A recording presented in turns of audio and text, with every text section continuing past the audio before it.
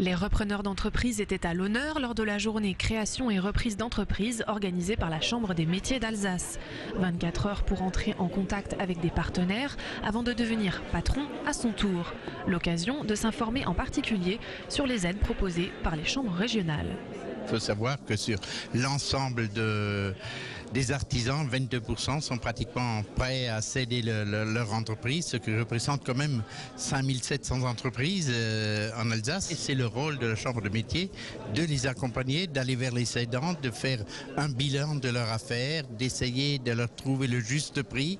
Édouard Arbogast fait partie de ces jeunes repreneurs. Il veut céder son entreprise d'aspiration centralisée pour reprendre un autre commerce. Il y a des marchés, 2008 a été une très bonne année qui a pu rentrer du travail pour 2009. Donc 2009, on a fait ce travail 2008. Et en fait, 2009 a rentré très peu. Et donc c'est 2010 qui subit. Qui est un peu difficile. Qui est un peu difficile. Mais étant une entreprise unipersonnelle, c'est moi-même qui le ressens, j'ai pas d'employé. Le repreneur n'est pas intéressé, trop de facteurs incertains, sûrement l'effet crise. Mais Édouard ne baisse pas les bras, il veut reprendre une entreprise. Ce sera direction la Chambre de commerce et d'industrie avec leur site Opportunet qui recense toutes les entreprises à reprendre en Alsace.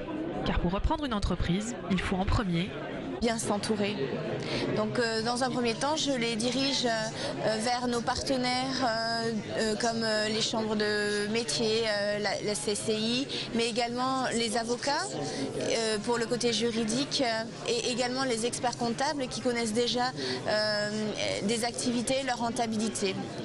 Lorsqu'on fait une acquisition, il faut procéder à des vérifications, des audits qui peuvent être effectués au niveau comptable, par exemple, audit financier. Donc là, on fait appel à un expert comptable ou à un auditeur.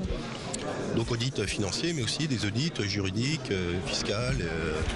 Des conseils que Véronique Sirlin a suivis. Employée en 1987 en tant que fleuriste, elle reprend la boîte de ses anciens patrons grâce à l'aide de la Chambre des métiers d'Alsace. Aujourd'hui, c'est elle qui tient la boutique.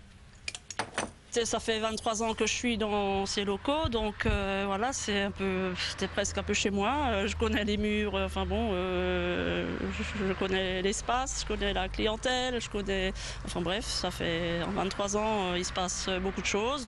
Et c'est une affaire qui roule. La nouvelle patronne a embauché demi-temps pour les fêtes, une reconversion qui lui a appris les principes alors inconnus de la gestion.